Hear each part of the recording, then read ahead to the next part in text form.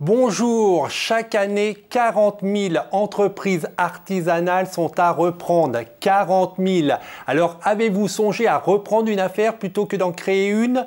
C'est pourquoi La Belle Entreprise a décidé de consacrer cette émission à la reprise d'entreprises artisanales pour vous convaincre et surtout vous accompagner dans la réussite de votre projet. Et pour cela, j'ai le plaisir d'accueillir Daniel Collonja, qui est conseiller à la Chambre régionale de métiers et de l'artisanat, région Pays de la Loire. Bonjour Daniel. Bonjour. Alors pour commencer, le vif du sujet, quel est l'intérêt de reprendre une entreprise artisanale plutôt que d'en créer une? L'intérêt, il est tout simple. Si on regarde les statistiques, les taux d'échec sont beaucoup plus importants à la création qu'à la reprise. Pourquoi? Quand vous reprenez une entreprise, vous avez déjà une clientèle. Vous n'allez pas à aller la chercher.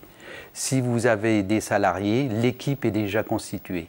Vous n'avez pas à aller piquer, par exemple, des salariés à des collègues.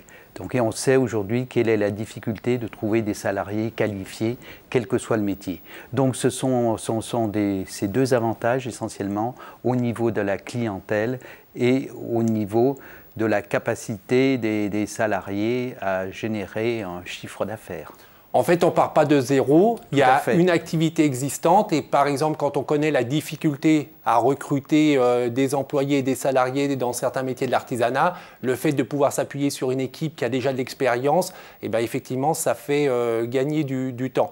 Alors pour ceux qui souhaiteraient reprendre une entreprise artisanale, quelles sont les précautions à prendre? À quoi il faut faire attention au moment où on regarde un petit peu une sélection d'entreprises à reprendre et qu'on va choisir son entreprise? Alors, une chose, c'est de ne pas reprendre sur un coup de tête. Moi, ce que je conseille toujours, c'est d'aller voir au moins 2, 3, 4 entreprises pour voir dans chacune quels sont les points forts, quels sont les points faibles. Puisque lorsqu'on reprend, donc il y a tous les aspects à analyser. L'aspect clientèle, quel est le type de clientèle des particuliers, des entreprises. On a parlé de l'aspect des salariés, de l'équipe de salariés, de leur professionnalisme, de leur qualification, mais aussi l'outil de production. Donc il faut bien analyser tout cet aspect et ne pas céder à un coup de cœur. Et donc, si on rentre un tout petit peu dans le détail, quand vous dites qu'il faut vérifier les compétences et les qualifications des salariés qu'on va reprendre, est-ce que ça veut dire qu'on demande par exemple aux chefs d'entreprise le CV, qu'on demande depuis combien de temps ils sont dans l'entreprise, quelle est un petit peu leur fonction? Ce qui est important, c'est de voir s'il y a par exemple du turnover dans l'entreprise, ce qui n'est jamais un bon signe. Ce qu'il faut voir, c'est l'ancienneté des salariés, bien sûr, et leur qualification. Puisque aujourd'hui, pour qu'une entreprise tourne, qu'elle soit artisanale ou non, il faut des salariés qualifiés, impliqués dans leur travail. Je crois que c'est la clé de la réussite, puisqu'une entreprise ne tourne que par les hommes qui la font. Donc pas un coup de tête, vérifier l'équipe en place. Qu'est-ce qu'il y a d'autre à vérifier? Certainement l'outil de production. L'outil de production, tout à fait. Donc que l'outil de production soit aux normes, parce que dans certains métiers, il existe des normes très strictes de sécurité. Si on parle les locaux, là aussi, que ces locaux soient aux normes, pour les alimentaires, aux normes d'hygiène et de sécurité, mais aussi aux normes concernant l'accessibilité des handicapés, qui est un problème dans beaucoup de petits commerces.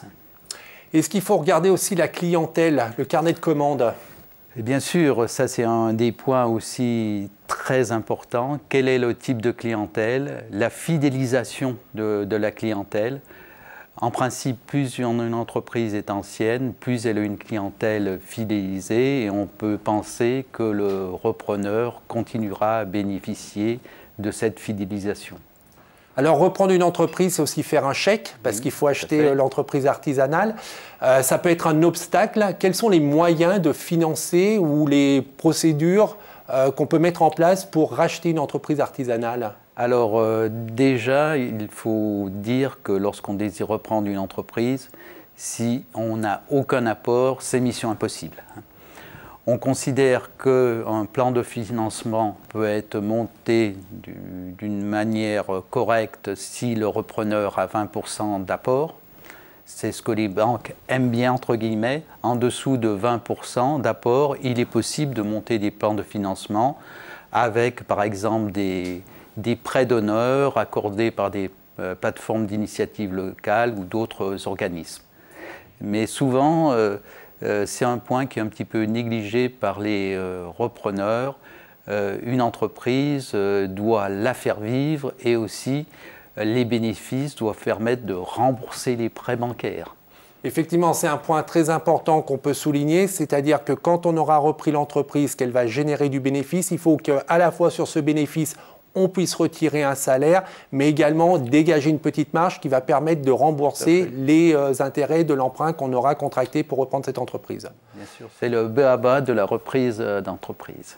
Alors on voit, il y a quand même des points précis à étudier. Est-ce que le réseau des chambres de métiers de l'artisanat accompagne des porteurs de projets qui souhaiteraient reprendre une entreprise artisanale? Bien sûr, on les accompagne en amont déjà. La plupart des chambres de métiers ont mis en place des stages à la reprise d'entreprise de longue durée, puisqu'il existe des stages obligatoires d'une semaine, mais qui ne sont pas suffisants lorsqu'on a un projet de reprise. Alors on fait quoi pendant ce stage à la reprise d'entreprise? On travaille sur le projet. D'accord. Est-ce que ça veut dire qu'on a déjà trouvé au préalable l'entreprise qu'on allait reprendre? Tout à fait. Alors, en principe, dans ces stages, les personnes ont une cible, entre guillemets, et le but, c'est de travailler, aider tout au long du stage par des partenaires, comptables, notaires, etc., pour finaliser le projet et de présenter ce projet devant un petit comité d'agrément qui donnera justement l'agrément ou non à ces projets. Alors, on voit l'intérêt puisqu'on s'aperçoit que 2 tiers des personnes qui ont suivi le stage ont modifié leur projet. Parfois, ce sont des changements qui sont légers, parfois, c'est des changements très importants, ou aussi, on considère que c'est une réussite quand les personnes nous disent « Écoutez, je vois que le projet n'est pas mûr, je préfère le retravailler, on se reverra dans 6 mois ». Donc ça, c'est en amont de la reprise d'entreprise, ce stage de la reprise d'entreprise. Pendant la reprise, est-ce que la chambre de métier de l'artisanat intervient encore? Oui, la chambre de métier peut intervenir aussi à la demande du repreneur pour monter un business plan. Et par la suite, on propose aussi des accompagnements sur les 3 premières années de l'entreprise, accompagnements qui sont gratuits. Pour venir au stage de reprise d'entreprise, on a dit qu'il fallait avoir sa cible, oui, entre guillemets, d'avoir une entreprise dans le viseur. Alors est-ce que là aussi, est-ce que sur le territoire, vous êtes représentant de la délégation Sarthe de la Chambre régionale des métiers de l'artisanat Pays de la Loire, est-ce que vous avez une vision, est-ce que vous recensez les entreprises à reprendre sur votre territoire?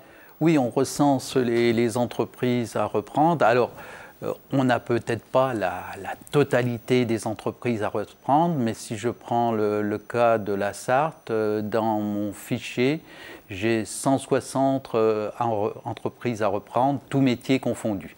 Aussi bien des activités de prestation de services, de réparation, alimentation, production et bien sûr bâtiment. Vous les recensez, mais est-ce que également vous les expertisez? C'est-à-dire que quand je viens puiser dans les 160 entreprises artisanales que vous avez citées, est-ce que j'ai un petit peu une garantie que ces entreprises sont viables et que je ne vais pas me planter en les reprenant?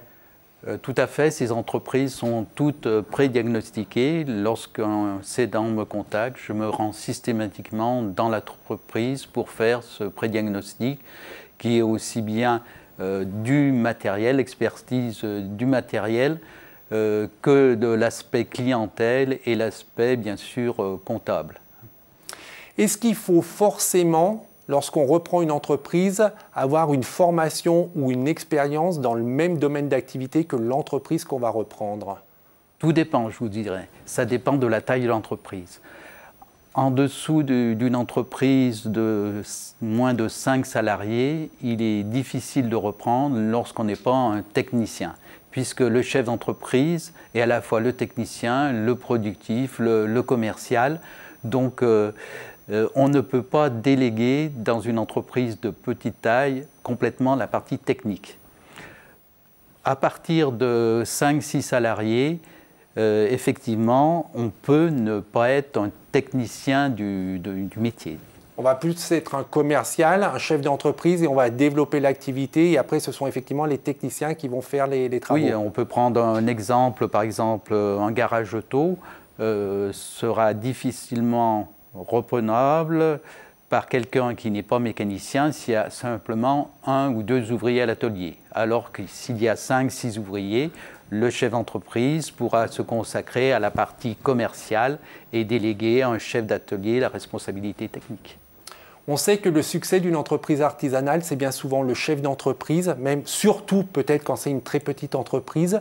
Est-ce que pour garantir aussi le succès de la transmission, on peut envisager avec le cédant qui vienne faire un tuilage et que par exemple, je suis devenu l'actionnaire de l'entreprise, mais le cédant va rester 1 an, 2 ans pour m'aider et me passer le relais de façon sereine? Oui, la plupart du temps, un accompagnement est cédable. Est souhaitable. Avec une durée qui peut varier, mais on se rend compte que des accompagnements, par exemple d'une durée de 3 mois, sont toujours profitables. Lorsqu'il y a un accompagnement d'une plus longue durée, il faut que les rôles de chacun soient définis d'une manière précise à l'avance, autrement on arrive à la situation d'un fauteuil pour 2. Mais c'est vrai que l'accompagnement, c'est quelque chose que l'on conseille systématiquement. Vous êtes donc sur la région Pays de la Loire, la délégation Sarthe, votre rôle c'est de mettre en relation des cédants avec des repreneurs. Chaque année, vous concrétisez combien de reprises d'entreprise? Alors c'est difficile à dire puisque cela varie selon les années, mais on peut dire entre 20 et 30 reprises. Alors tout dépend où on met le curseur. Par exemple, il arrive fréquemment qu'on s'occupe d'une transmission d'entreprise entre un salarié et un employeur. Donc ça fait partie de la transmission. Voilà, on n'est pas intervenu pour la mise en relation, mais souvent on se rend compte qu'il faut l'intervention d'un tiers pour que la reprise se fasse. Est-ce qu'il y a des métiers qui sont plus représentés parmi les 160 entreprises qui sont à reprendre actuellement sur votre territoire? Oui, alors les métiers qui sont le plus représentés, ce sont des métiers de prestation de services. Celui qui est le plus représenté, c'est la coiffure. Plein de salons de coiffure à reprendre dans le département de la Sarthe.